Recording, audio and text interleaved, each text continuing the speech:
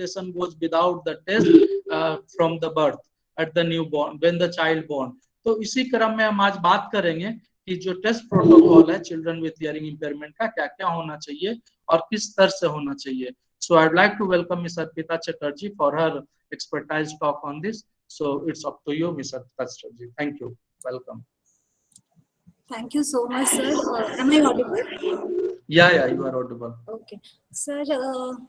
Thank you so much, CRC Lucknow and Rajiv Ranjan sir for giving me this opportunity. I was really looking forward for such platform to share my experiences. And and with that, I would also like to extend thanks to all the students who have joined in. मैं कोशिश करूंगी कि जो आपका presentation हो वो बहुत simple level पे हो और हिंदी और इंग्लिश मिक्स्ड ही हो ताकि आप सबको समझ में कहीं भी दिक्कत ना हो. आप मुझे कहीं भी बीच में रोक सकते हैं या फिर चैट बॉक्स में मैसेज डाल सकते हैं क्योंकि ये ओपन प्लेटफॉर्म है. चैट बॉक्स में डाल दें. At the end of the presentation I will address all your questions for the smooth functioning.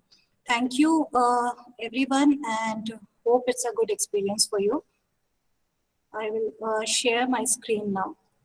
Just let me know if my voice is breaking or if there is any connection issues.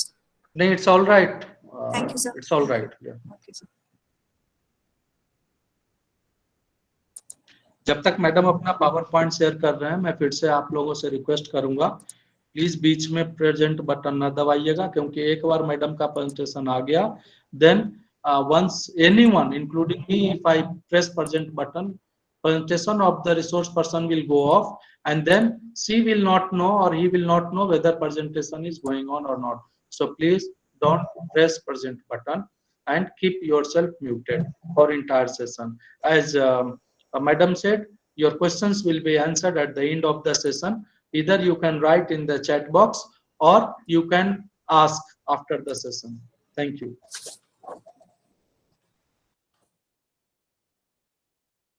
Is my screen visible to you?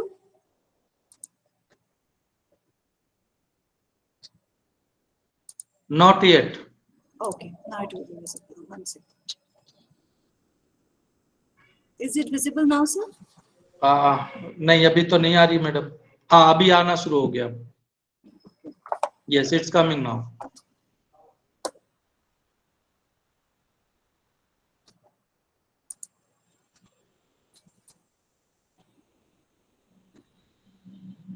Is it in PowerPoint mode? Yeah.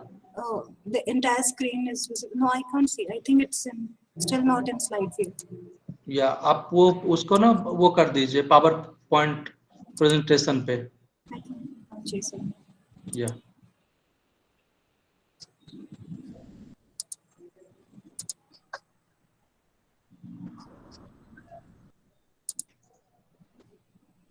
Just.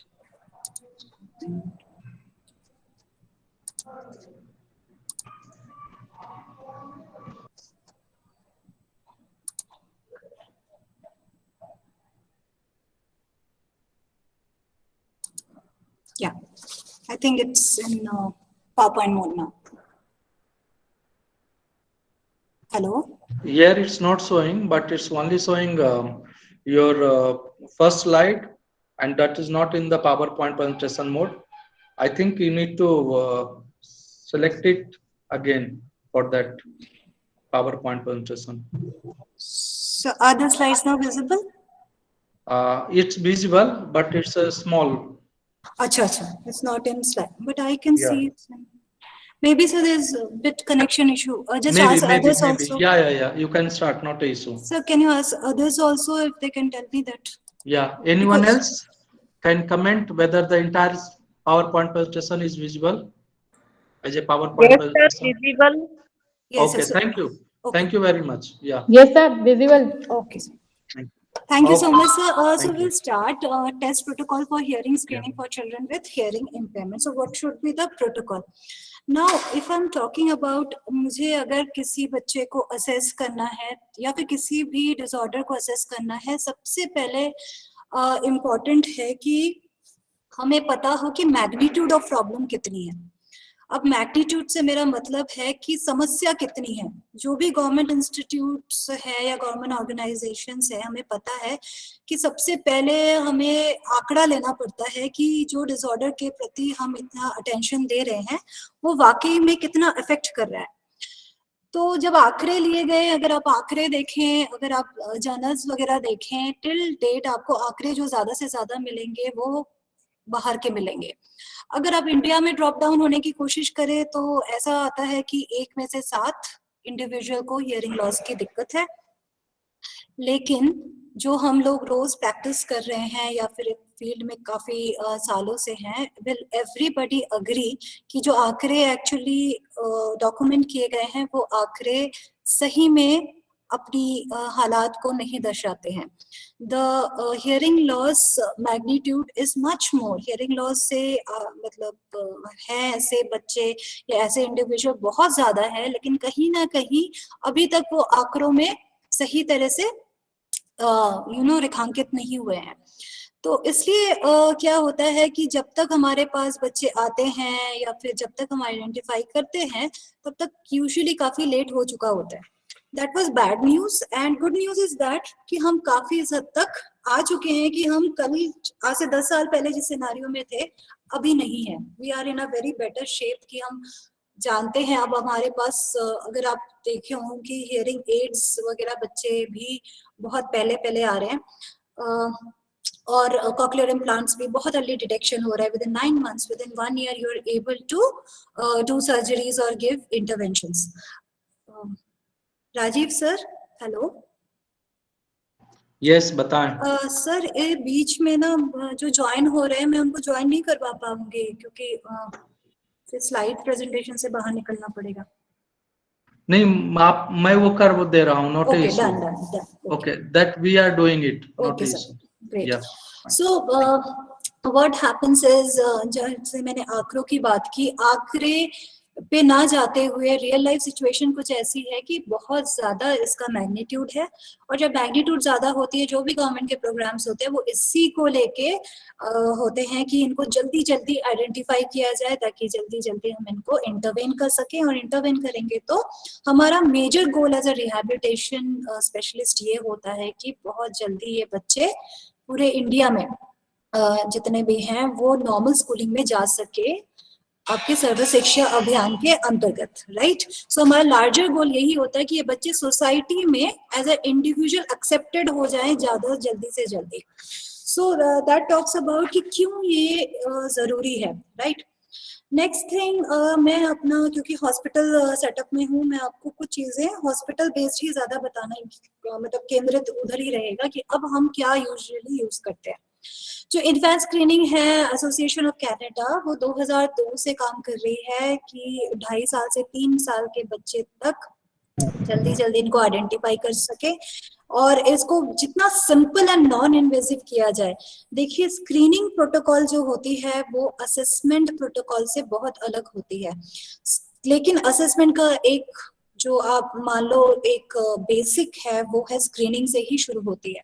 तो screening जब हम करते हैं, हम चाहते हैं कि बहुत कॉस्ट इफेक्टिव हो, कम पैसे में ज्यादा से ज्यादा पॉपुलेशन की स्क्रीनिंग हो, और उसके बाद जब हम असेसमेंट लेवल तक आए तो टाइम गैप जो है वो बहुत कम हो जाए।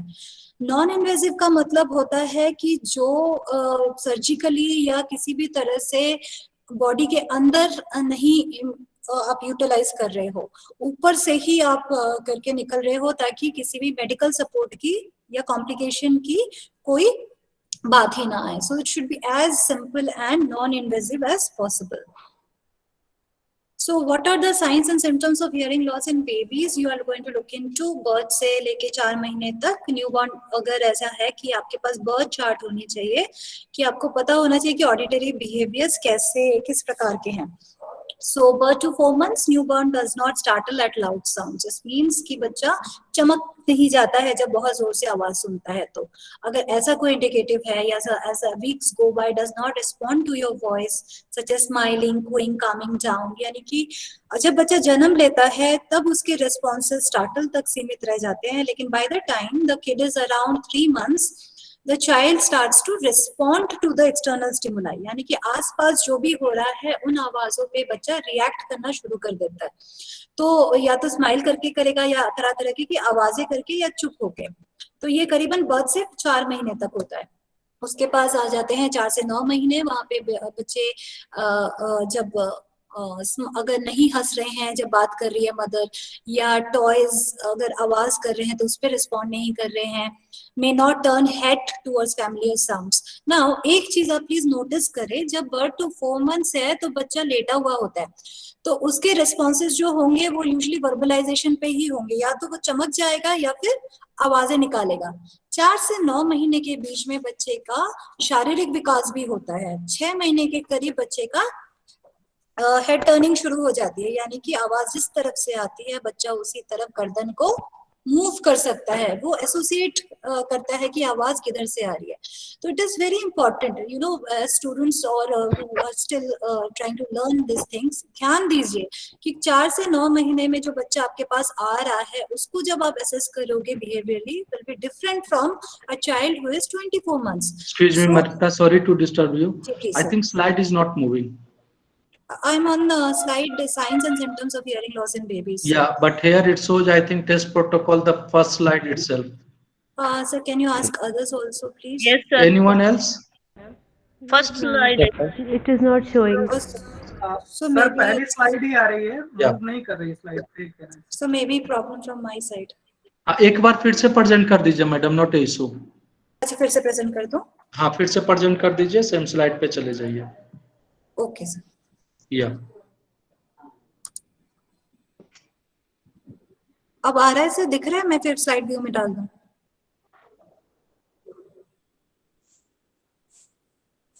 No, ma'am. No, ma'am. एक मिनट फिर।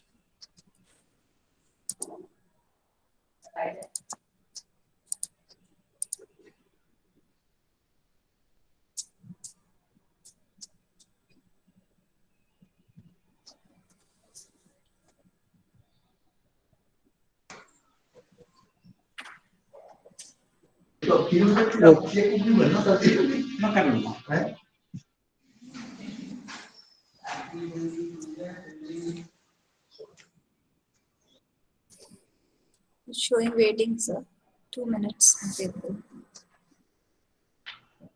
No problem.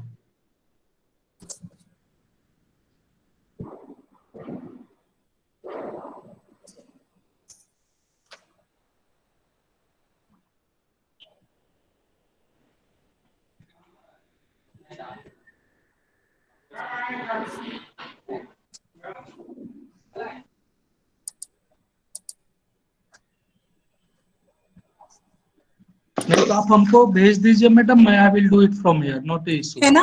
मैं भी यही सोच रही आप थी। मेरे को भेज दीजिए, व्हाट्सएप कर दीजिए, मैं यहाँ पे कर लेता हूँ। एक मिनट से मैं इसे या सिस्टम से, सिस्टम ही हैंग हो जा रहा है। एक मिनट से।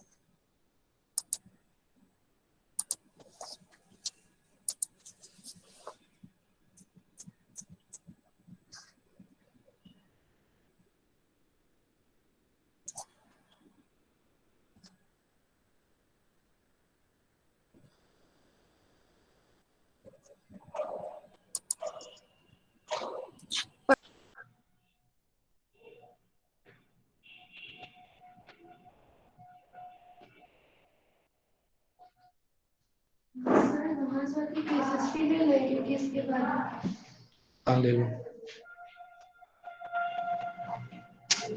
कुछ टेक्निकल प्रॉब्लम के कारण आपसे 2 मिनट के लिए मैं, ये जो आज का वेबिनार है ये 2 मिनट के लिए होल्ड पे है।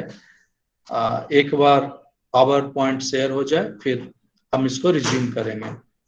Thank you for your kind patience.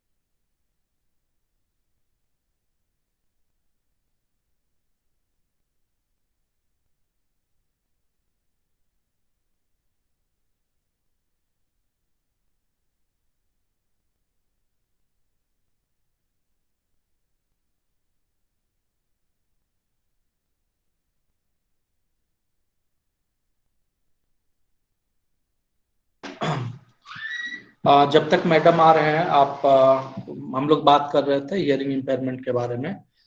तो हियरिंग इम्पेयरमेंट जैसा अभी मैडम आगे बता, मैं जस्ट कुछ इंफॉर्मेशंस बीच में फिल इन ब्लैंक जो है वो कर दे रहा हूँ। हियरिंग जो कोई भी बच्चा हो या बड़ा हो, हियरिंग लॉस 2-3 तरह का होता है, ठीक है। एक तो है कि कान में मिडिल ईयर की प्रॉब्लम के कारण होता है, पानी वगैरह जाने से होता है, ठीक है। छोटे बच्चों में मोस्टली क्या होता है, दूध पीते समय दूध मुंह में चला गया कान के नली के द्वारा, या तो जन्मजात नस की प्रॉब्लम जो क्रैनियल नर्व है उसके कारण प्रॉब्लम हो गया। तो इसमें हम लोग बोलते हैं conductive hearing loss, mixed hearing loss and sensory neural hearing loss. तो जब हम बात कर रहे हैं test protocol for the hearing impairment for the children with hearing impairment, इसमें खास करके जो कोई भी बच्चा हो, या तो उसको कोई भी दिक्कत हो, कान से पानी आता हो, खुजली होता हो या नहीं सुनता हो, तो इसमें 3 तरह से क्या करते हैं। सबसे पहले तो हम देखेंगे कि जो बच्चे का शुरुआती दौर में वो रिस्पॉन्स कर पा रहा है कि नहीं कर पा रहा है। मान लीजिए जोर से आवाज हुआ, छोटा बच्चा है तो वो बोलते हैं ना स्टार्टर, हम लोग अपने टर्म में बोलते हैं स्टार्टर, बट वो डरा कि नहीं डरा, आंखें मिचकाया कि नहीं मिचकाया। सो वहां से यदि फिर भी ये प्रॉब्लम्स हैं तो immediately we need to look for the consultation, इधर डॉक्टर ईएनटी कंसल्टेशन और एएसएलपी। बट आज के डेट में most of the parents what they do is they take their children to the ENT doctor. ENT doctor के पास जाने के बाद उनका सारा टेस्ट वगैरह हो जाता है। बट एक मैं अभी जस्ट ब्रीफ दे रहा हूँ, बाकी मैडम तो बताएंगे। हम लोग आज के डेट में क्या करते हैं, बेरा करते हैं, ओए करके बेरा करके छोड़ देते हैं।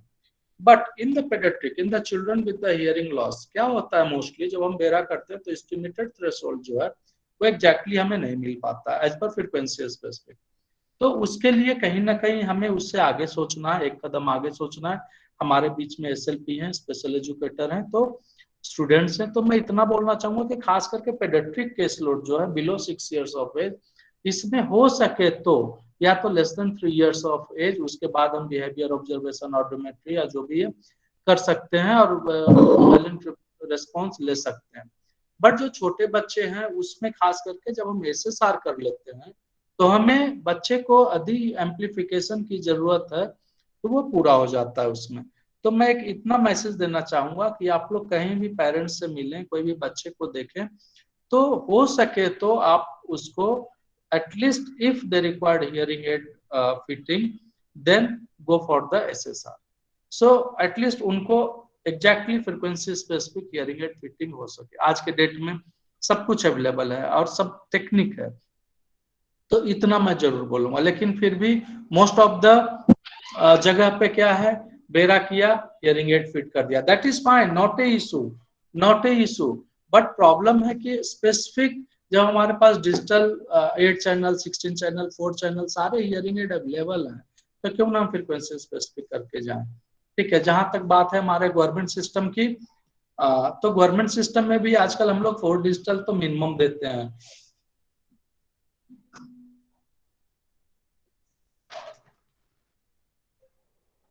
One minute.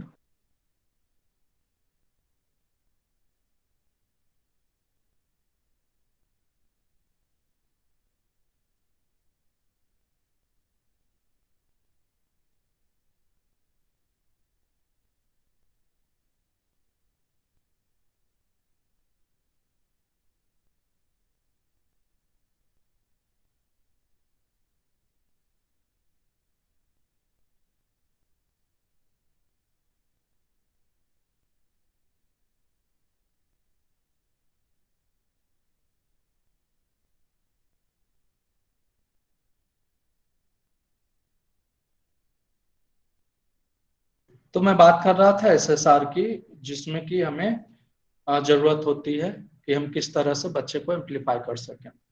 उसके बाद और भी जो है रिक्वायरमेंट, और दूसरी चीज क्या होता है ना, जब हम वेटिंग पीरियड अपना बढ़ा लेते हैं अपने बच्चों के साथ, बोलते हैं नहीं अरे अभी तो कुछ समय हुआ है, थोड़े दिन के बाद अपने आप बोलने लगेगा। Even doctors they say okay wait for some time and then your child will be all right. तो ये सारे बातों पे खास करके जो मेरा अनुभव रहा है इस फील्ड में, स्पीच एंड हियरिंग में, most of the client in rural area specifically, ये इस पे 3-4 साल का समय ले लेते हैं। Most of the educated parents जो हैं वो इस बीच में नहीं करते, बट जब प्रॉब्लम जो होती है कि जिनको थोड़ा सा इस इधर उधर में रह जाते हैं उनको दिक्कत है। तो इसके लिए मैं बोलूंगा कि इतना आपका बच्चा है, इवन आपके आसपास कोई है जो लगे कि नहीं बोल पा रहा, नहीं सुन पा रहा, then immediately you have to send to ASLP, audiologist and speech language pathologist, or if there is some other problem in the middle ear discharge, कान से पानी आना, दुखना, then you can send for ENT consultation। तो ये सारे है छोटी बातें हैं, बट बहुत बड़ है कि इसमें हम किस तरह से कर सकते हैं। और दूसरा है कि जब आपका बच्चा हियरिंग एड फिट हो जाता है तो पेरेंट्स का एक्सपेक्टेशन क्या होता है? पेरेंट का एक्सपेक्टेशन होता है कि मेरा बच्चा अब मशीन लगा लिया है तो बोलने लगेगा, या कॉक्लियर इम्प्लांट हो गया है तो बोलने लगेगा, राइट? ये मोस्ट ऑफ द मतलब जो भी डॉक्टर्स वगैरह हैं यही बोलते हैं। बट इससे क्या होता है, उनको देखिए मैं बोलूंगा ये अन्यथा न ले इसको। Most of the therapist even audiologist क्या करते हैं, जब हियरिंग एड लगता है तो वो जो टिपिकल अंदर की बात होती है ना कि कितना टाइम टेकिंग है ये। यदि मान लो आज हमने हियरिंग एड लगाया तो क्या वो कल मेरा बच्चा बोलने लगेगा? लेकिन most of the time hearing aid fitting के समय हम क्या बोलते हैं, अरे मशीन तो लगाइए, बच्चा सुनेगा तो जरूर बोलना शुरू करेगा। बट जो बीच का जो गैप है ना कि auditory training and speech therapy या auditory verbal therapy and language stimulation, ये जब तक हम साथ में नहीं लेके चलेंगे तो बीच का गैप हम शायद कहीं ना कहीं हमसे भी कहीं ना कहीं छूट जाता है। उससे पेरेंट का जो एक्सपेक्टेशन है वो यही बोलते हैं कि अरे उन्होंने बोला था हियरिंग एड फिटिंग करा लो, बच्चा बोलने लगेगा। बट बच्चा कब बोलने लगेगा? जब आप ऑडिटरी ट्रेनिंग और इसका लैंग्वेज स्टिमुलेशन कराएंगे तब, नहीं तो बच्चा नहीं बोलेगा, वो बोलना शुरू नहीं करेगा। So this is the problem. तो इतना मैं बोलूंगा कि जितना जल्दी से जल्दी हो सके हियरिंग एड फिटिंग के बाद बच्चे को auditory training and language stimulation की जो प्रक्रिया है उसको शुरू करवाया जाए। ओके, मैडम जुड़ चुकी हैं, मैं फिर से इनका पावर पॉइंट मेरे पास आ चुका है, मैं शेयर कर रहा हूं। And now it will all taken by the Arpita madam. Thank you, I am just sharing.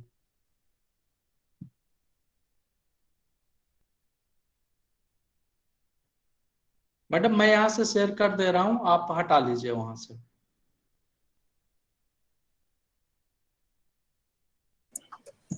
Yes, sir. Okay. या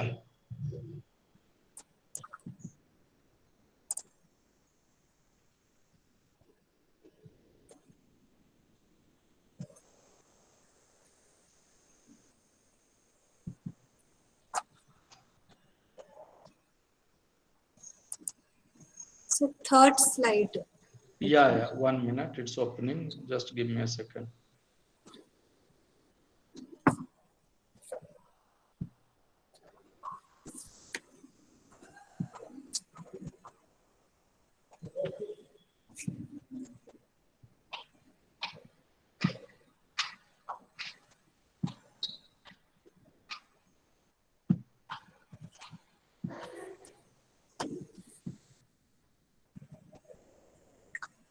Okay, is visible now?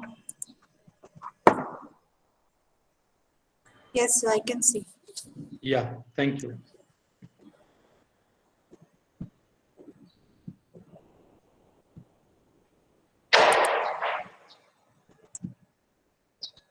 Yes, so it is visible to you. Third slide, everybody. Visible है madam, visible है। ठीक है। सो मैं जहाँ पे थी, birth to 4 months में बच्चा जो करता है वो स्टार्टल करता है, क्योंकि बच्चा तब उसकी मोटर डेवलपमेंट ही कुछ ऐसी होती है, बच्चा लेटा हुआ रहता है तो स्टार्टल करेगा ये वॉइस। 4 to 9 months में बच्चे का हेड मूवमेंट, हेड टर्निंग शुरू हो जाती है, तो फेमिलियर आवाज सुन के उससे टर्न करना बच्चा शुरू कर देता है। 9 to 15 months infant still isn't babbling much more, but he starts repeating simple sounds. अब बच्चे की खुद की एक आवाज बन चुकी है, वो अपनी वॉइस यूज करना शुरू कर देता है। doesn't use his voice to get your attention, though doesn't respond to his name, ये सारे इंडिकेशन है कि बच्चा जो है वो नॉर्मल जैसे उसको रिस्पॉन्ड करना चाहिए वैसे नहीं कर रहा है। तो आमतौर से इस उम्र में बच्चे आपका अटेंशन लेने की भी, आवाज फीडबैक लेने के लिए भी अपनी आवाज का प्रयोग करना शुरू कर देते हैं।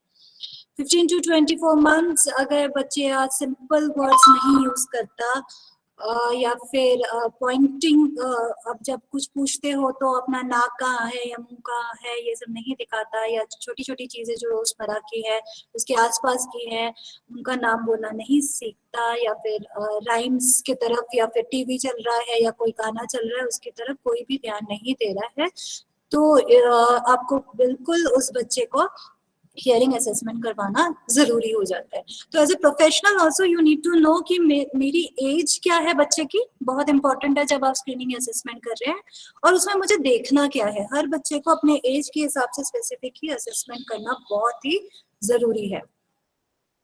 Sir next slide please. Yeah. So symptoms of hearing loss तो है ही, इसमें high frequency hearing loss is like a kind of hidden hearing loss। ज्यादातर बच्चे जो हमारे हॉस्पिटल में आते हैं वो 3-4 साल की उम्र में आते हैं, और उनका जो मेन कंप्लेंट होता है ना वो होता है कि बच्चा तुतला के बोल रहा है या फिर स्पष्ट नहीं बोलता। अब जब बच्चा स्पष्ट नहीं बोलता तो पहला ही जो इंडिकेशन हमारे दिमाग में आता है कि हमें हमेशा हियरिंग लॉस को रूल आउट कर लेना चाहिए। Now when you ask the parents कि सुनाई देता है बच्चे को, तो वो इमीडिएटली बोलेंगे हाँ जी सुनता है, जैसे ही आवाज आती है वो बिल्कुल टर्न करता है या हमारी तरफ देखता है, बच्चे की सुनने की कोई दिक्कत नहीं है, बस बोलता नहीं है। ना जब आप उसकी आर्टिकुलेशन असेसमेंट करते हो तो आप देखते हो particular pattern of speech sounds जो हैं वो अफेक्टेड हुए पड़े, या फिर बच्चा थोड़े से क्यूज यूज कर रहा है, मतलब आपके मुंह की तरफ देख के बातें समझने की कोशिश कर रहा है। immediately you should go for a hearing assessment, क्योंकि फिर ऐसा बहुत बार हमारे साथ हुआ है कि बार हमने देखा है कि जो हियरिंग लॉस है वो उनकी जो पैटर्न ऑफ हियरिंग लॉस है वो लो फ्रीक्वेंसी में सही है या फिर थोड़ी सी अफेक्टेड है, लेकिन देयर इज स्टीप स्लोप, यानी कि 20 dB से ज्यादा पर ऑक्टेव में जब लॉस होता है उसको हम स्टीप स्लोपिंग बोलते हैं।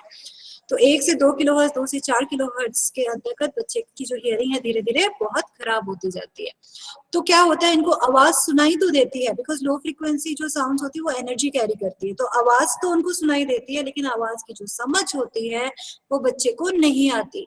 तो this is the population which gets missed often, इनको पकड़ में नहीं आता and they suffer like anything. School में जाते हैं धीरे धीरे आइडेंटिफाई होते हैं, या कुछ बच्चे इतने अनलकी होते हैं कि वो सही समय पे, या हम इतने एफिशिएंट नहीं है कि हम तक सही समय पे पहुंच सके। तो बहुत इम्पोर्टेंट है कि आप इन बच्चों को वो करें, मतलब इरेस्पेक्टिव कि बच्चे की कंप्लेंट है चाहे ना है, अगर स्पीच की कंप्लेंट लेके भी बच्चा आपके पास आता है तो तुरंत उसका सुनाई का जांच होना बहुत जरूरी है, इस बात को ध्यान रखें।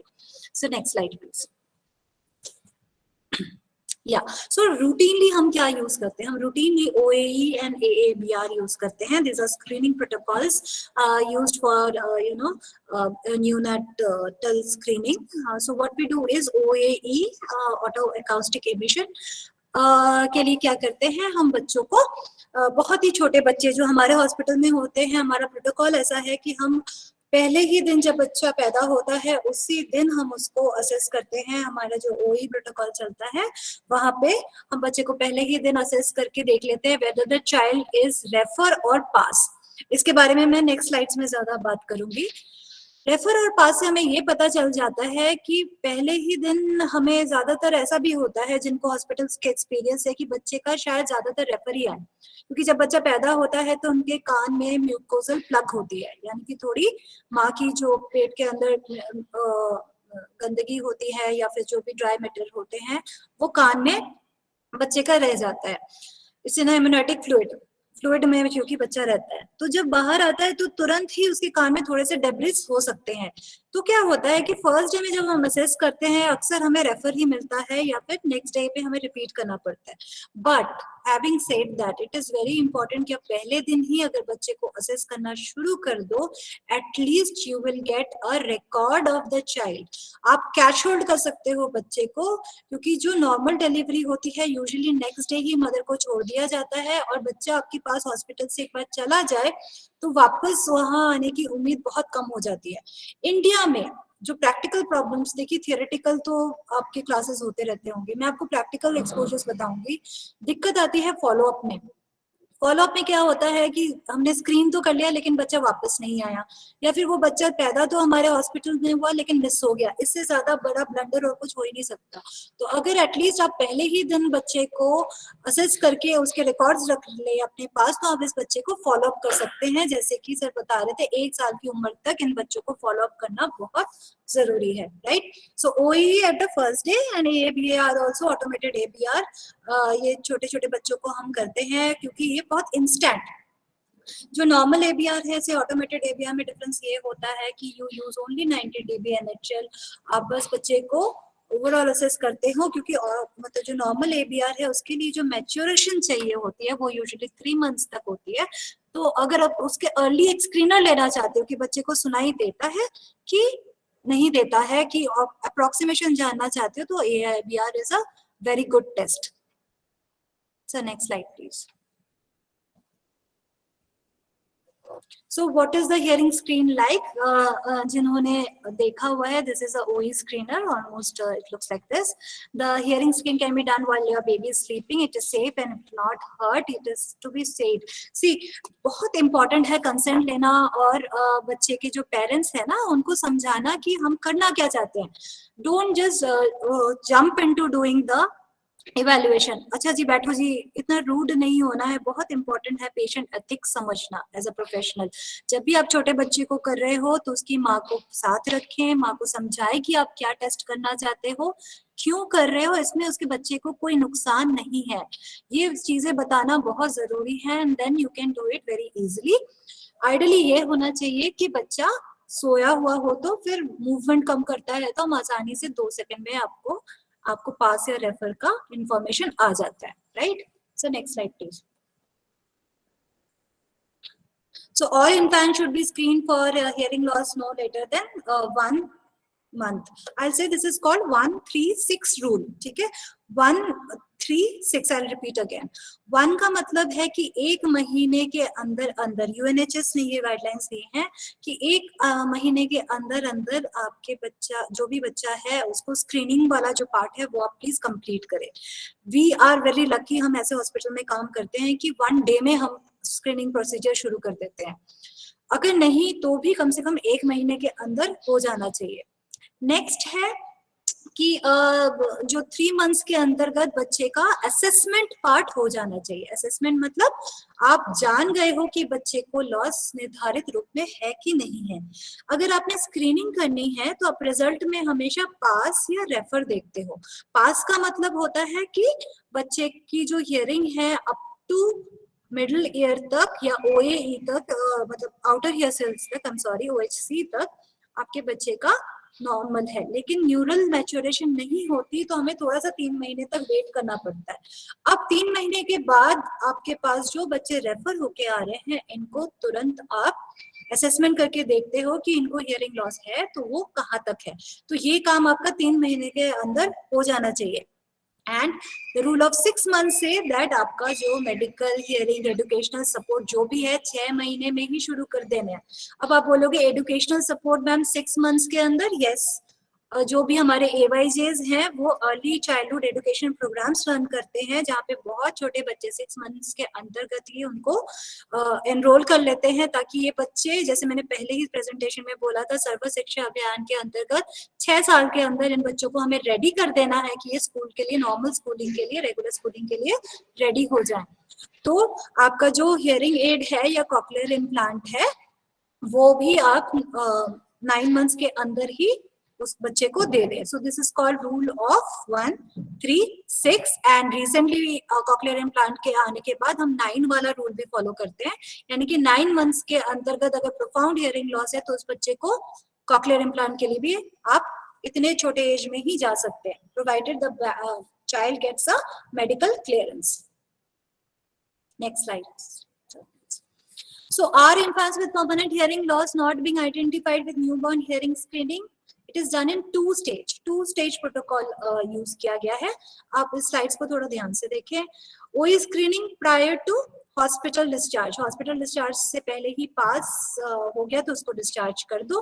फेल हुआ तो फिर ऑटोमेटेड ABR स्क्रीनिंग करो. उसको पास हुआ. एक minute. Yes, sir. This has to be removed. Children can't see. So it is written discharge there, right?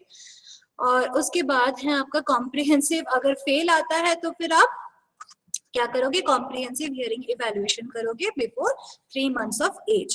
So this is the protocol which is to be used. 2 stage क्योंकि OE screening करना है, उसके बाद automated ABR करना है, उसके बाद आपको असेसमेंट प्रोटोकॉल बाय 3 months खत्म करना है. And comprehensive audiological assessment at 8 to 12 months of age is also advisable.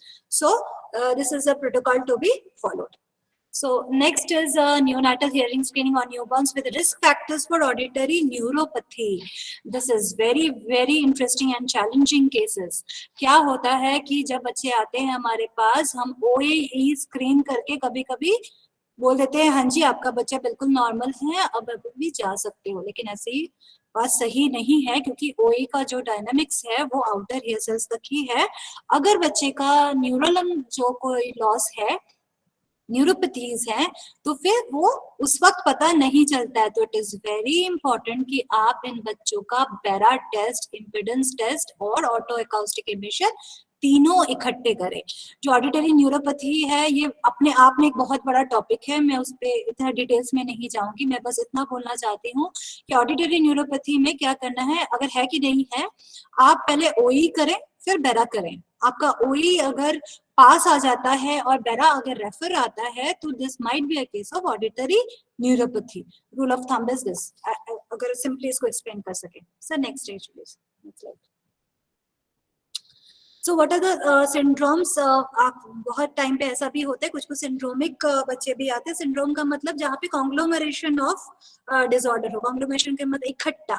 सिर्फ हियरिंग लॉस नहीं है, उसके साथ उसके हार्ट एनामली भी है, या डाउन सिंड्रोम है, मेंटल रिटार्डेशन भी है, या फिर ओरोफेशियल कुछ दिक्कतें हैं. तो ये जब एक साथ इकट्ठा कोई चीज होती है तो उसको हम सिंड्रोम बोलते हैं. तो ये कुछ डिसऑर्डर्स के नाम मैंने लिखे हुए हैं जो सिंड्रोम बेस्ड है. So next slide please. So newborn in the outpatient fail or cannot perform newborn hearing screening within admission period. Is there hearing loss risk factors? तो हम क्या करते हैं, हाई रिस्क रजिस्टर मेंटेन करवाते हैं. यहाँ पर प्रोटोकॉल है कि जो नर्सेज हैं वो क्या करती है, हाई रिस्क प्रोटोकॉल यूज करती हैं. तो हाई रिस्क जो भी प्रोटोकॉल्स हैं वो बाद में मैं बता रही हूँ कमिंग स्लाइड्स में. जैसे कि कुछ डिसऑर्डर्स है, आपने आपके केस हिस्ट्री के वक्त देखा होगा. There are some natal, prenatal, natal and postnatal factors. तो इसके बिना पे जो हियरिंग लॉस के लिए ज्यादा जरूरी है वो उसका एक हाई रिस्क रजिस्टर मेंटेन होता है. तो जो भी बच्चा हाई रिस्क है उसको इरेस्पेक्टिव की अगर उसका 1 महीने में हमें सब कुछ पास मिला, फिर भी हमें उसे 1 साल की उम्र तक फॉलो करना है. हम तो 2 साल तक करते हैं, but ideally you can at least follow up the child for 1 year. It is very important. Once the child start speaking, 1 year क्यों, 1 year में क्या होता है कि बच्चा बोलना शुरू कर देता है. अगर आप अगर रील्स देखें या कॉमडील का असेसमेंट देखें तो देखोगे कि 9 से 12 महीने के बीच में बच्चे का 5 मीनिंगफुल अटरेंस आ जाता है, यानी कि 5 शब्द वो समझ के बोलना शुरू कर देता है. तो इस चीज के लिए आपको जो अगर बच्चा विद इन 9 to 12 months अगर 5 वर्ड्स बोल देता है, it is a very good assurance कि बच्चा सुन भी सही से रहा है. तो एटलीस्ट हमें जरूरी है कि आप उनको 1 साल की उम्र तक हर 3 महीने में इस बच्चे को आप बुलाते रहें. सो next slide please. Nikku babies के लिए ये प्रोटोकॉल है, मतलब ये protocols again and again same thing है, मतलब इन डिटेल्स हैं. आप प्लीज इन ये स्लाइड्स में डेफिनेटली शेयर कर दूंगी, मैं ऑलरेडी ऐसे कर चुकी हूँ. सर की परमिशन हो तो आप तक भी पहुंच जाएगा. ठीक है सर. तो ये नेक्स्ट है निक्कू babies. Nikku admission for more than not 5 days. हाँ यस सर। सो ABR प्रोटोकॉल में OAE यूज होना है। अगर बोथ पास है तो क्या करना है, यूनिलैटरल। हाँ एक चीज है, अगर यूनिलैटरल भी कभी होता है, एक कान में आपको रेफर मिल गया, दूसरे कान में आपको पास मिल गया, तो ऐसे बेबीज को तो बिल्कुल आप ध्यान में रखें, क्योंकि ये बहुत इजीली मिस हो जाते हैं। बाद में पेरेंट्स को लगेगा नहीं नहीं सुनता है इसको क्यों फॉलो अप की जरूरत है, लेकिन आपको पेरेंट्स को समझाना पड़ेगा कि नहीं, हो सकता है बच्चे के एक कान में दिक्कत हो, तो 1 साल की उम्र तक आपको हर 3 महीने में हमारे पास बच्चे को लेके जरूर आना है। So fail in the screening test, reserve it for further assessment. Yes sir, next slide please. So what does Joint Committee of Infant Hearing Newborn Screening says? Childhood hearing की पहले family history ले लो. These are the factors I was talking about. Congenital infection है कि नहीं, herpes simplex rubella, bacterial meningitis, craniofacial anomalies, low birth weight, hyperbilirubinemia, aphaxia. These are oxygen deficiency. इन सब factors में अगर है तो आप तुरंत ही इन बच्चों को, अगर एज स्पेशल एडुकेटर्स, और अगर this is a mix crowd I understand, तो अगर ऐसा है कि आपके पास कोई ऐसा बच्चा आता है जिसके पास ऐसी हिस्ट्री है, तो प्लीज आप इनको तुरंत असेसमेंट के लिए भेजें। सो next slide please. Yeah so evidence based protocol जो हम यूज करते हैं बेरा के लिए, ये transducer, this has been taken from book. Yeah so क्या किस प्रकार का ट्रांसड्यूसर यूज होना चाहिए, टाइप क्या है, ये आपको बुक में इजीली मिल जाएगा। This is the protocol we usually use for our assessment here. So next slide please. You can go through all this is there in your books. Yeah, so there is another thing we routinely use these days is ABR and ASSR together. Okay, so ABR, although ASSR क्या है, ASSR को लेके बहुत ज़्यादा literature नहीं है, लेकिन this is one of the promising test. Today I'm going to share something which is from my experiences कि ASSR एक ऐसा ऑब्जेक्टिव मेजरमेंट अभी आ चुका है और उसको लेकर बहुत सारे रिसर्चेस चल रहे हैं, जो कि अच्छी तरह से इंक्लूड हो सकता है स्क्रीनिंग एंड असेसमेंट प्रोटोकॉल में। हम कर रहे हैं, लेकिन अभी तक JCDI से इसको अप्रूवल नहीं मिली है, पर जितना मुझे पता है कि इस पे बहुत रिसर्च चल रही है, बहुत जल्द ही ASSR को भी इंक्लूड किया जा सकता है। तो what is ASSR? It is auditory steady state response apart from ABR जो हम यूज करते हैं। इसमें क्या होता है, you get a plotted audiogram, ठीक है, जो इसकी फिजियोलॉजी है वो अगेन बहुत बड़ी है। मैं आपको बस इतना बता रही हूँ कि जो ऑडियोग्राम होता है ना ASSR के बाद, वो बिल्कुल प्लॉट होके आता है, जैसे आप अपना PTA प्लॉट करते हैं ना, वैसा ही ASSR में ऑब्जेक्टिवली बच्चे के बिना किसी एक्टिव पार्टिसिपेशन के आपको एक ऑडियोग्राम पूरा मिल जाता है। इतनी छोटी उम्र में आप जान लो कि जब आप हियरिंग एड को प्रोग्राम कर रहे हो, अगर आपने बेरा के पिक्स देखे हैं ना, बेरा क्या है, थोड़ा सब्जेक्टिव है, उसके पिक्स आते हैं, तो वो सब्जेक्टिव टू सब्जेक्टिव वेरी होता है। मैं थोड़ा सा पिक शायद देख मुझे लगे कि है कहीं कहीं कंट्रोवर्शियल हो जाता है वो, लेकिन ASSR क्या है, वो डेफिनेटिव आपको ऑडियोग्राम बता रहे हैं, हर फ्रीक्वेंसी स्पेसिफिक कितना आपके बच्चे को सुनाई देता है। तो जब आप इस ऑडियोग्राम के साथ आप बच्चे को हियरिंग एड देते हो, तो जो प्रोग्रामिंग पार्ट है वो मच मोर इजियर हो जाता है, ठीक है। बट इन दोनों ही क्षेत्र में आपको बच्चे को सेडेशन देने की जरूरत है, यानी कि बच्चे को सुलाने की जरूरत है।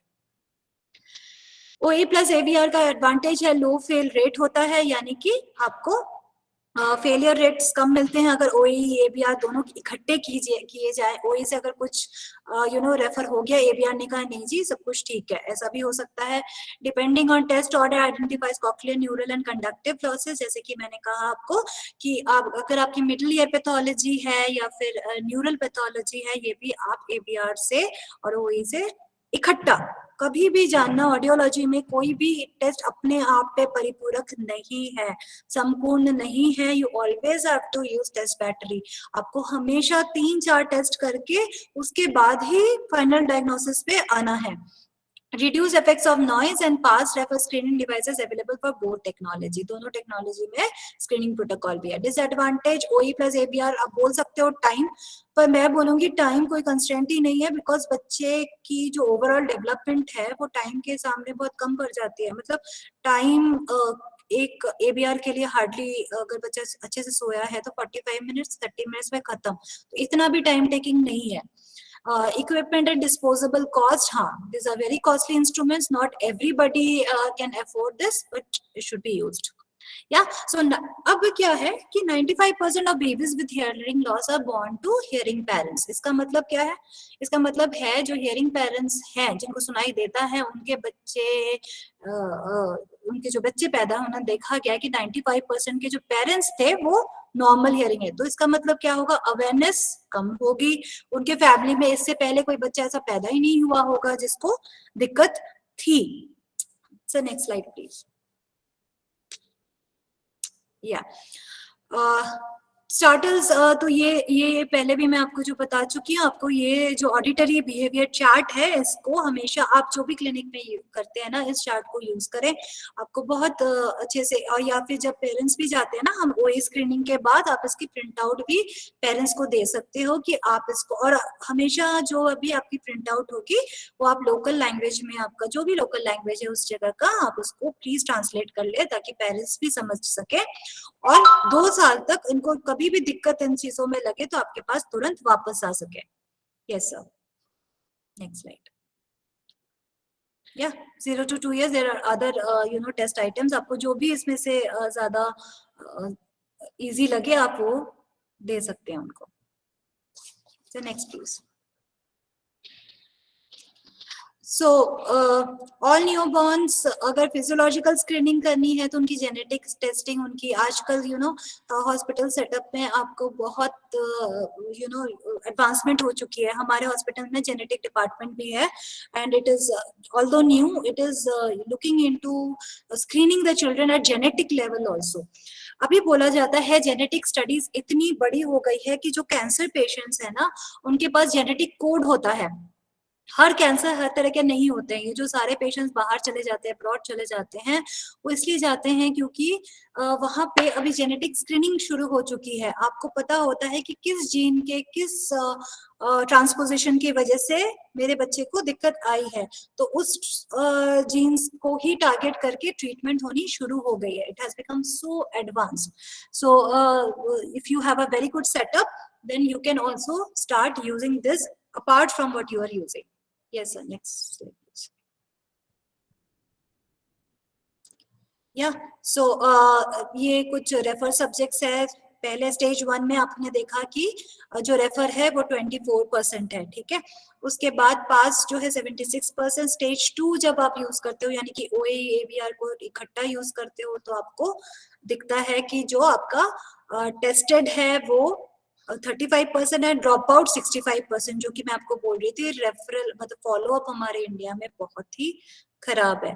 उसके बाद स्टेज 3 में आप आते हो तो उसमें आपको बायलैटरल हियरिंग लॉस आपको 6% के करीब आंकड़े में मिलता है, 3% यूनिलैटरल हियरिंग लॉस और 91% आर पास.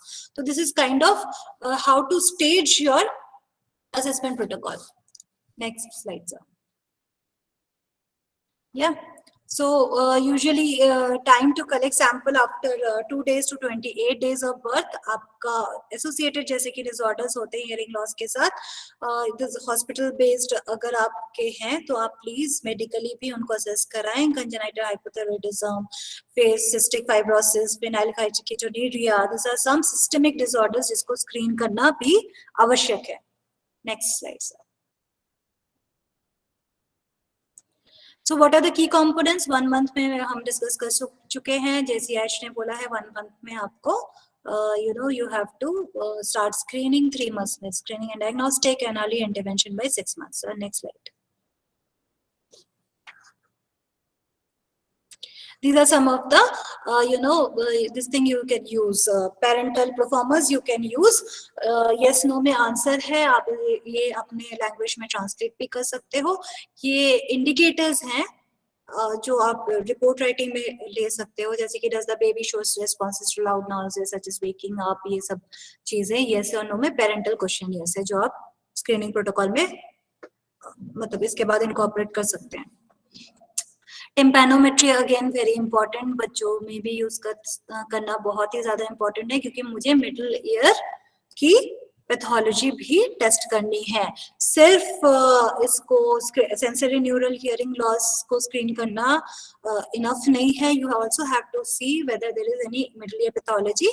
यूजुअली क्या होता है, जो बच्चे छोटे होते हैं देखा गया है कि उनको कंडक्टिव हियरिंग लॉस होता है और eventually turn out to be mixed hearing loss because parents are not aware. तो even tympanometry has to be used in your early protocol. Yes, sir. Next slide, please. Yeah.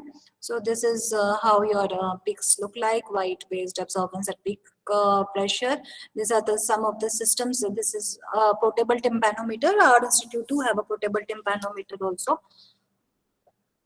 Yes, sir. Yeah. So where are you checking? Are you checking the cochlea, cochlear physiology? So where exactly are you checking? Okay. This was a common presentation I made, but seeing the time constraint also, I'll just जो simple चीजें हैं वही समझा रही हूँ। Yeah, so delayed consequences if not addressed. अब बात यहाँ पे आई कि अगर आपने ये प्रोटोकॉल नहीं यूज किया तो उसका कॉन्सिक्वेंस कहाँ पे आता है? Language delay.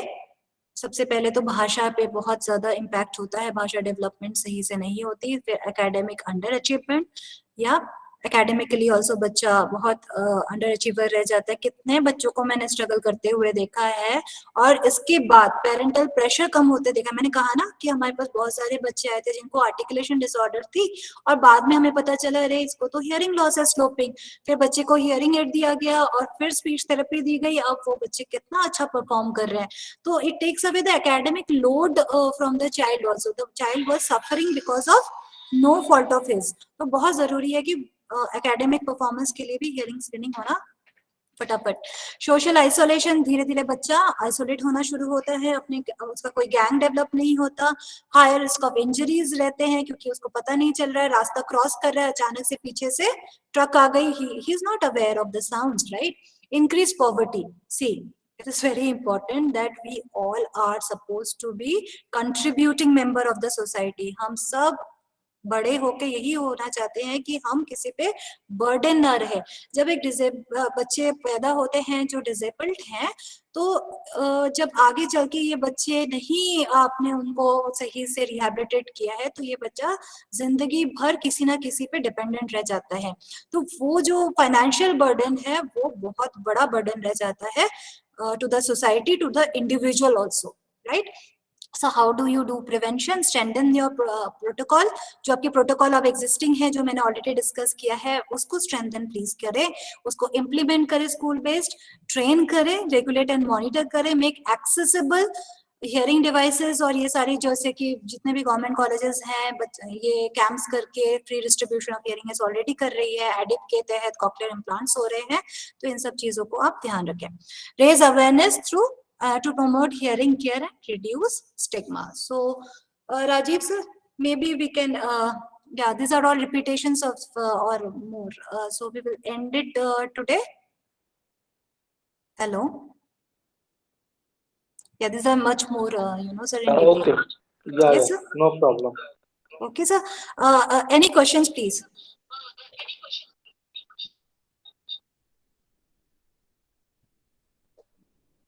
So was there any question in chat box? हमारे किसी प्रतिभागी का अगर कोई प्रश्न है वो मैडम के समक्ष रख सकते हैं।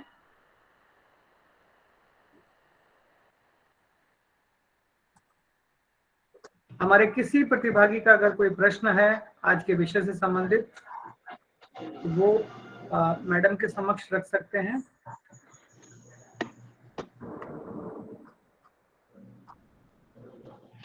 I think no more questions. Okay sir. And I can 1 minute, just give me a second. Ji sir. Mr. Ashish Chaurasia, I want to say something. You have raised your hand.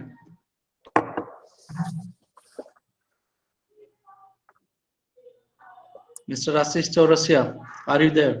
आप हैं? आपने hand raise किया है? Okay, he's not here. Miss Priyanka Sharma, आप कुछ बोलना चाह रहे हैं? आपने हैंड रेज किया हुआ है। Okay, I think they'll have left now. I think आज कोई क्वेश्चंस नहीं पूछना चाह रहे हैं because it was the pure objective. If ASLP हमारे बीच है तो उनको समझ में आया होगा एंड दे वो कर रहे होंगे। और जो भी नए लोग हैं, जैसा कि मिस अर्पिता जी ने बोला कि ये जो टेस्ट प्रोटोकॉल है ना, खास करके अर्ली हियरिंग स्क्रीनिंग बहुत इंपॉर्टेंट है।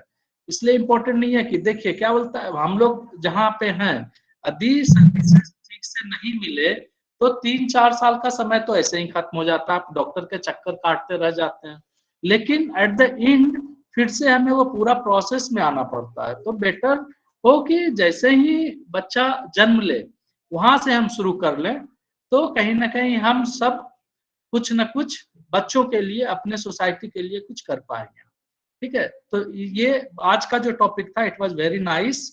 I don't think so any questions is there. Sir, Priyanka is saying that she is not able to unmute herself. Priyanka, आप chat box में अपना question डाल सकते हैं if you want to ask anything. In case you are not. Sir मैं setting change करता हूँ sir. Okay, fine.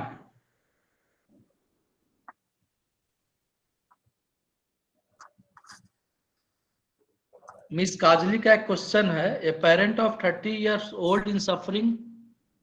How to help? Kajali madam, बहुत अच्छा क्वेश्चन। एक्चुअली हम अर्ली इंटरवेंशन की बात तो बहुत करते हैं, पर मेरा एक्सपीरियंस ऐसा है कि you should never try to camera. आप कभी भी किसी भी बच्चे का पोटेंशियल ना नहीं समझ सकते हैं। ऐसा नहीं है कि 13 साल का बच्चा अगर आपके पास आया तो सारी बात ही खत्म हो गई, 13 साल हो गया, ब्रेन डेवलपमेंट काफी हो चुका है, ऐसा नहीं है। आई हैव सीन हमारे यहाँ पे सर 21 इयर्स का भी कॉकलियर इम्प्लांट हुआ है और अभी वो फुल सेंटेंसेस में है। तो it all depends and there are many you know. बहुत कम आ रही है। एक्चुअली मैम, मैं ये कहना चाहती हूँ कि बच्चे को ना टेस्ट के लिए ले जा रहे हैं but the child is not cooperating, तो पेरेंट्स को बहुत ज्यादा प्रॉब्लम आ रही है। 2-3 बार जाके आ चुके हैं। हम छत्तीसगढ़ रायगढ़ से बोल रहे हैं और उनको रेफर किया गया था रायपुर। तो मैं ये जानना चाहती हूँ कि उसको और कहाँ रेफर करें, और क्योंकि बच्चे को सुलाने की कोशिश कर रहे हैं तो बच्चा सोता नहीं है और पता नहीं उसके सिवा और कोई टेस्ट है क्या। सर राजीव सर को शायद बताओ, छत्तीसगढ़ के बारे में मुझे ज्यादा इंफॉर्मेशन है नहीं first of all. Sir Rajiv sir, तो आपके यहाँ भेज सकते हैं आप छत्तीसगढ़ में रायपुर में कहाँ लेके जा रहे हैं उसको? हाँ, लेकिन will he be able to come to Amritsar? That's my point. Definitely मैं जरूर बात करूंगी। मुझे लगता है कि मम्मी आप देखिए वहाँ पे छत्तीसगढ़ में रायपुर में है तो वहाँ पे मेडिकल कॉलेज है, वहाँ भी सारे टेस्ट अवेलेबल है। All test are available. हाँ, लेकिन बच्चा कोऑपरेट नहीं कर पा रहा है, तो हम आगे क्या कर सकते हैं? बच्चे को उसके साथ में कुछ और इश्यूज भी है या इट्स ओनली हियरिंग इम्पेयर्ड? वो सीपी बच्चा था, मतलब अच्छा, बाकी मोबाइल तो अच्छी तरह चला लेता है। तो नो प्रॉब्लम। जैसा कि मिस अर्पिता ने बोला, यदि आप अमृतसर जाना चाहें तो जा सकते हैं, बट नियर बाई आपका राजनंदन गांव कितना दूर है वहां से, आपके यहाँ से? यहाँ से तो है 250-300 kilometre. Okay, fine, no problem. I think आप ट्राई कर सकते हैं वहाँ पे जो मेडिकल हॉस्पिटल है, वहाँ पे आपके अमृतसर अगर पहुंचे तो बहुत अच्छा रहेगा। उनके बहुत नो प्रॉब्लम, आपको एड्रेस में शेयर कर दूंगा।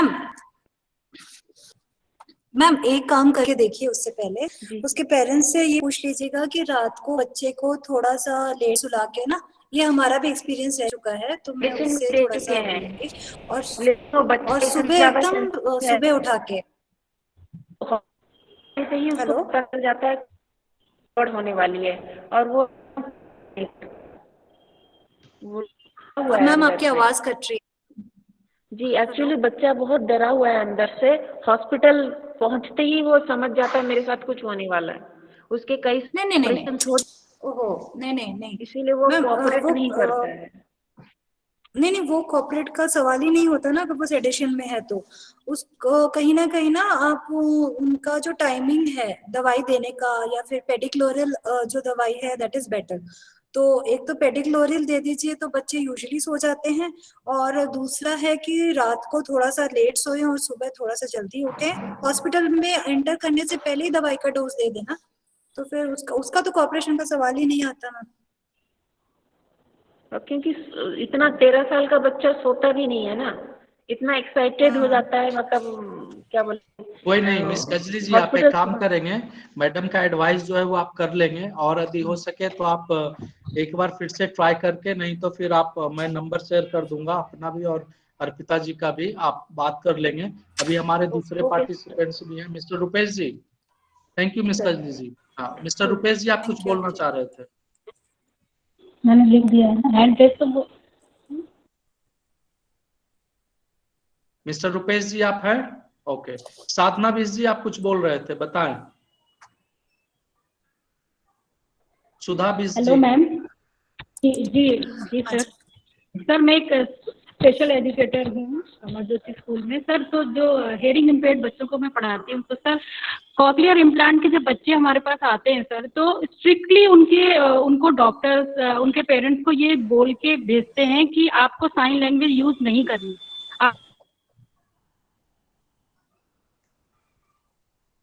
तो टोटल बच्चा कॉकलियर इम्प्लांट की एकदम बात तो सर आप भी जानते को थेरेपी रेगुलर थेरेपी ना दी जाए पे भी नहीं आता, वो लिमिटेड वर्ड्स कुछ बोल पाता है। तो पेरेंट्स हमसे बिल्कुल फोर्स करते हैं कि साइन बिल्कुल भी यूज ना करें। तो मुझे बहुत कंफ्यूजन हो रही है, इसलिए मैं मैम से पूछना चाह रही थी कि मैम हमें क्या करना चाहिए। मैं उनको कहती हूँ कि बेसिक साइन बच्चे को सीखना चाहिए, जो उसके लिए अच्छा है, क्योंकि डेफ कम्युनिटी में भी वो बच्चा कम्युनिकेट कर पाएगा। और अगर वो रेगुलर थेरेपी लेता है और अपना स्पीच पर भी पूरा कंसंट्रेशन रखता है, और हम भी उसको ओरल मेथड देते हैं, क्योंकि हम टोटल कम्युनिकेशन की बात करें जिसमें हम वर्बल भी बोलते हैं, जिससे कि बच्चे की जो मतलब स्पीच है वो बेटर हो सके, उसको हम इंक्लूसिव क्लास में भेज सके। तो पेरेंट्स को कन्विंस करना मैम बहुत ज्यादा हमारे लिए प्रॉब्लमेटिक होता है। तो आप मुझे क्या मतलब सजेस्ट करते हैं कि हमें क्या करना चाहिए? मैम पहले तो दो चीज हैं, एक तो है age of the child, right.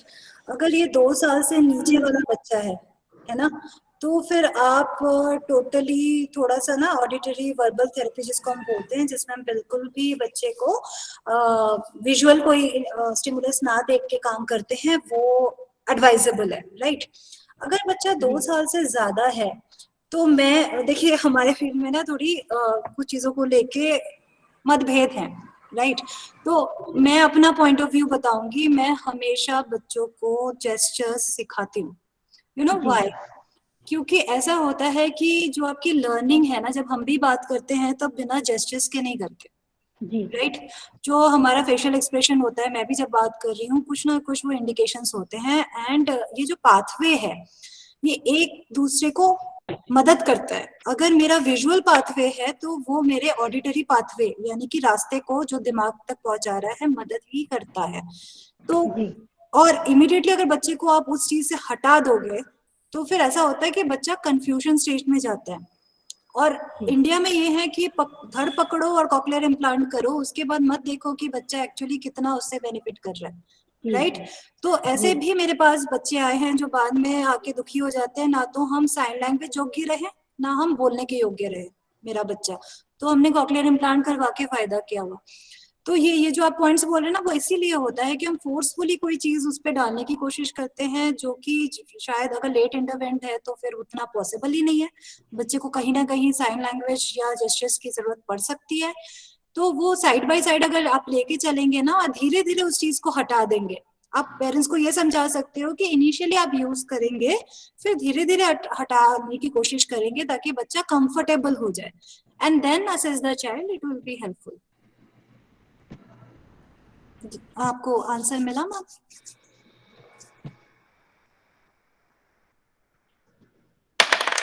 Sudha ma'am आप हैं?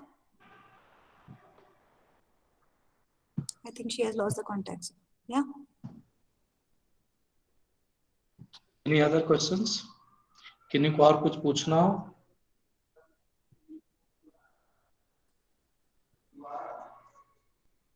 Okay, no more. जो टाइम को ख्याल में रखते हुए मैं अब इसको मैं इस तरह से एज्यूम कर रहा हूँ कि कोई क्वेश्चंस नहीं है। आप सब लोगों ने आज का जो test protocol for children with hearing impairment था, आपने उससे कुछ सीखा। ठीक है, इसी के साथ मैं प्रीति राजू, कुछ बोलना है आप तो बोल सकते हैं। Last Yeah, we'll take last questions. Preeti Raju, if you want to ask anything you can ask. Last one. Okay, so thank you for today presentation. I would like to, Vikas ji आप हैं? सर मैं हूँ, अमित सर थैंक्स करेंगे sir ji. Okay, तो we will take over to Mr. Amit now. Thank you sir. Programme की अंतिम कड़ी में मैं वोट ऑफ थैंक्स के साथ ये प्रोग्राम यहीं समाप्त कर रहा हूँ। समय की सीमा को देखते हुए मैं धन्यवाद करना चाहता हूँ पंडित दीनदयाल उपाध्याय राष्ट्रीय शारीरिक दिव्यांगजन संस्थान नई दिल्ली के निदेशक महोदय डॉक्टर हिमांशु दास सर का, जिनके मार्गदर्शन से हम यह कार्यक्रम कर पाए। साथ ही मैं धन्यवाद करना चाहता हूँ हमारे सीआरसी लखनऊ के निदेशक श्री रमेश पांडे सर का, जिनके मार्गदर्शन से हम ये ऑनलाइन प्रोग्राम्स और ऑफलाइन प्रोग्राम निरंतर करते आए हैं। साथ ही मैं धन्यवाद करना चाहता हूँ हम विशेष तौर से हमारे आज के resource person miss Arpita Chatterjee madam का, assistant professor department of ENT Shri Guru Ramdas university of health and science Amritsar Punjab. Madam ने आज जिस तरह से हमारे बीच test of protocol children with HI के बारे में बताया वो काफी सराहनीय रहा और हमारा चैट बॉक्स मैडम से तारीफ से भरा है। इसके लिए मैम को सीआरसी परिवार की तरफ से, मिनिस्ट्री की तरफ से और हमारे सारे पार्टी बहुत बहुत धन्यवाद। Thank you so much ma'am, thank you so much. साथ ही मैं धन्यवाद करना चाहता हूँ सीआरसी के सभी ऑफिशियल्स का, जिनके सपोर्ट से हम इस तरह के प्रोग्राम्स करने में सफल हो पाए हैं।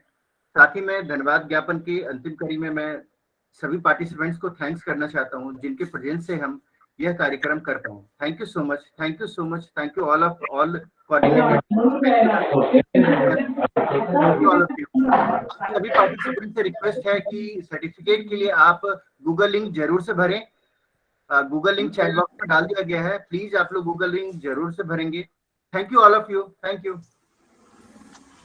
Thank you, Ms. Arpita, for your kind time. Thank you very much. Sir. Thank you, ma'am. This was a pleasure. Thank you. Thank you so much, ma'am. Thank you. पूछ ही नहीं पाए कुछ भी। और बहुत ही अच्छा जो बोला है अर्पिता जी ने, doctor Chatterjee, I am very happy that you people young, so young and doing very well. But लेकिन मैं एक काउंसलर हूँ, मैं नॉलेज गेन, लेकिन अनफॉर्चुनेटली क्या होता है, I don't know about these things. I want to learn more and more.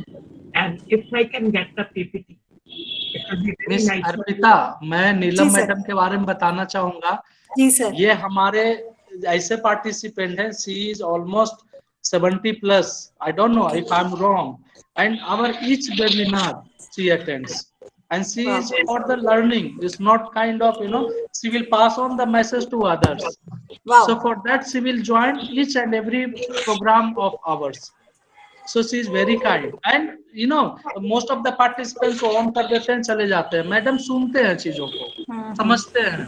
Ji sir. तो इसके लिए thank you madam, thank you. Thank you, ma'am. Best करती हूँ अर्पिता मैम को भी, अगर मुझे पीछे से मिल जाए ना, आप जरूर जरूर मैं शेयर कर दूंगा मैडम आपको। Thank you. आपके पास मेरा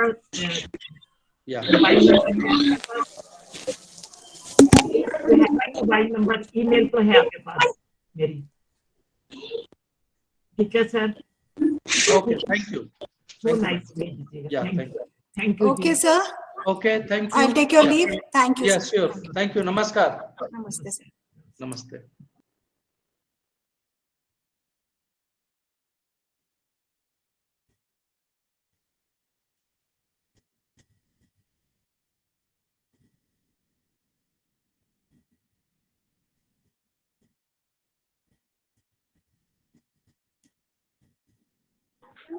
सर ये पीपीटी सर सेंड कर दीजिएगा। सर सुन पा रहे हैं? मिल जाएगा, नॉट ए प्रॉब्लम। मिल जाएगा। जी सर, पीपीटी ये सेंड कर दीजिएगा सर। या जरूर।